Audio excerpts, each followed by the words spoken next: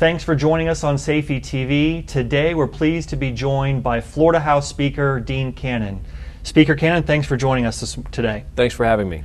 I wanted to ask you, first of all, one of the big political issues that people are talking about now that some of the candidates for president on the Republican side are starting to form exploratory committees, what your position is on when the Florida presidential primary should be. Should it be one of the early states, one of the first states, or should it be after March 1st?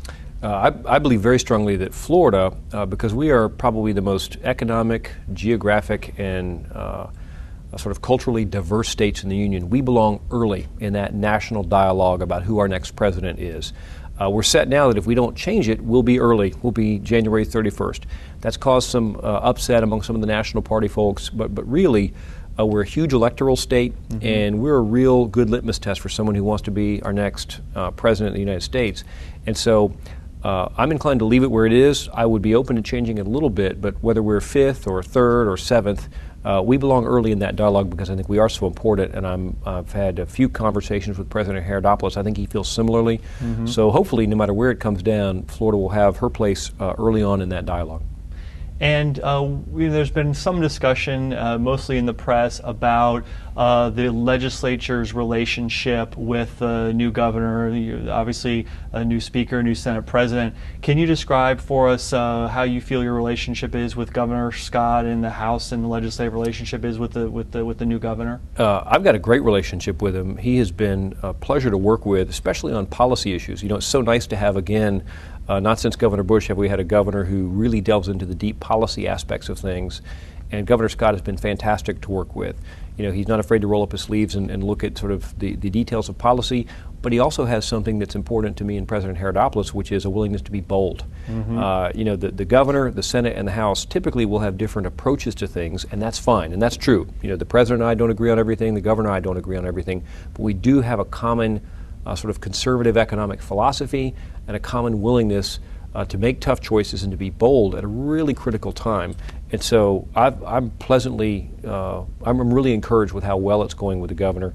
Obviously, we've got to get through the budget process and the last few weeks of the session, but he's been great to work with. Well, let me ask you about the budget process. It seems that there's a couple $billion disparity between the Senate budget and the House budget.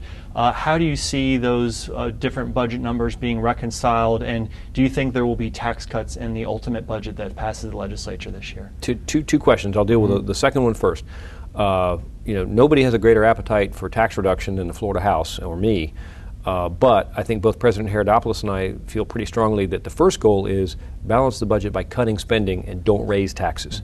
I would love to, and I hope we can find a way to do some tax reductions, but that's very difficult. You know, where we're starting out $4.75 billion worth of reductions we've got to make, that's a tall order. So on the tax cut issue, it's a heavy lift, not ruled out, but not likely.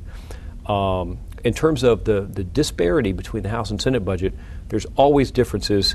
I think the Senate actually even included some things in their proposed budget as a matter of accounting that the House doesn't. So the large apparent difference in the numbers, I think, is probably a little misleading. We're probably closer than most folks would think. Okay. And as I said before, the House brings their perspective, the Senate brings their perspective. They're different, they're supposed to be, but we always then, once we get into conference, we'll hash out those differences. And I've got to say a real positive word about my friendship with President Herodopoulos. Again, although he and I may not agree on every policy issue, we're good friends. I think very highly of him as a leader, as a senator, and as Senate president.